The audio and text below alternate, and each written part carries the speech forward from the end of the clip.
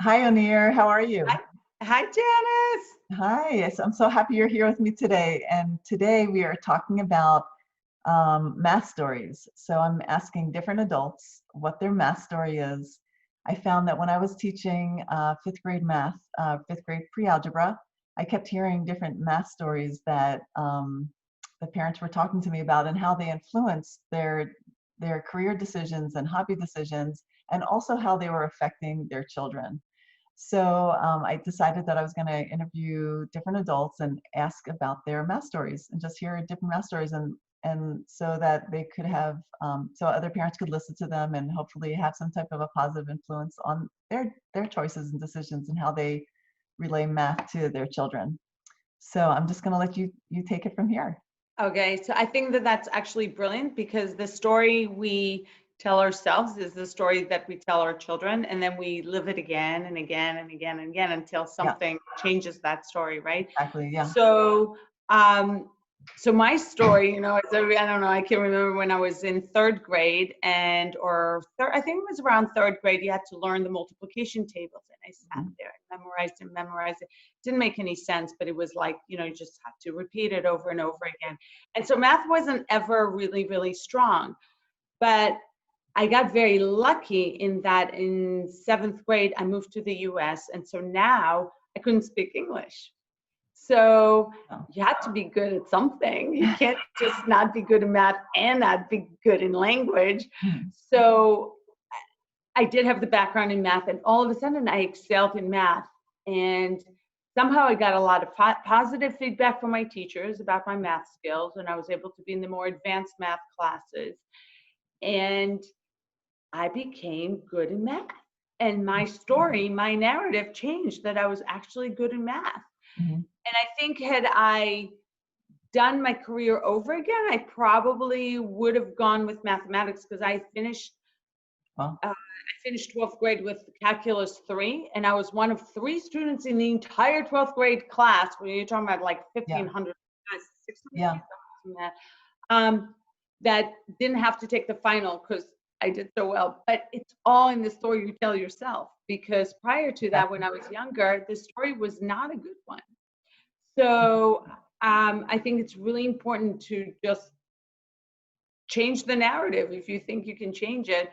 And for sure, with my kids, I try to tell them that they are good in math. There's no reason not to be. It's like a game. Math is a game. So if you like Definitely. playing games, you should like math. Yeah. I found that, I found that so interesting when I was teaching. I saw 160 kids every day. Um, half of them really struggled.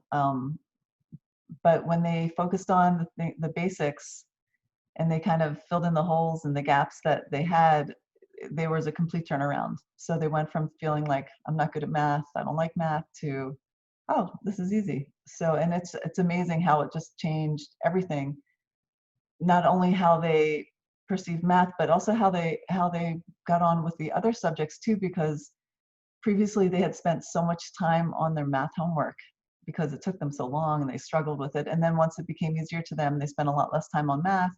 They had more time to do other things, and then they just had more free time at all. So it really Absolutely. makes a huge difference.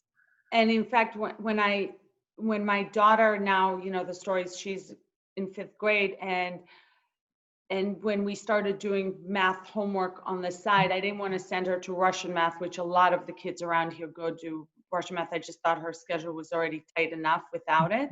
Yeah. But I wanted her to have that extra math. And I thought, well, maybe I'll introduce it in my language. So I bought workbooks for my country. So now she has both learning a different language and doing it math.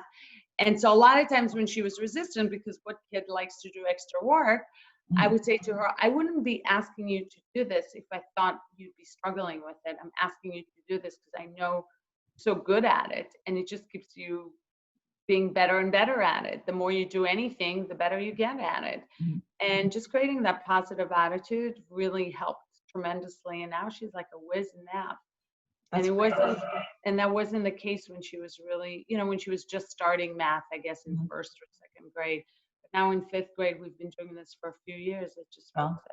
that's awesome. I wonder what she'll decide to do and if that'll change everything for her. you know, she'll decide to go, who knows? I mean, but it's so great that you did that, that you Yeah, saw I hope that so. was an issue. So Yeah. very neat. Well, thank you so much for sharing your math moments with us. It's You're welcome. interesting. And I think it's a wonderful gift to give kids, because once you're good in math, like you said, then then everything just becomes easier, right? Because Yeah, starting in middle school, you get placed according to your math skills. And yeah, if you're good with math, then it's almost like the teachers just assume you'll be good in math, good in science, and good in everything else. yeah, So do well in math. Good. yeah. And it just makes such a difference in confidence. And you know, when you have confidence, then you know, the sky's the limit. So Yeah, yeah, agree. it really changes everything. So Well, thank you for giving this gift to others. thank you. Thanks for joining me, and I wish you a great week. You And too. we'll talk to you soon. Bye.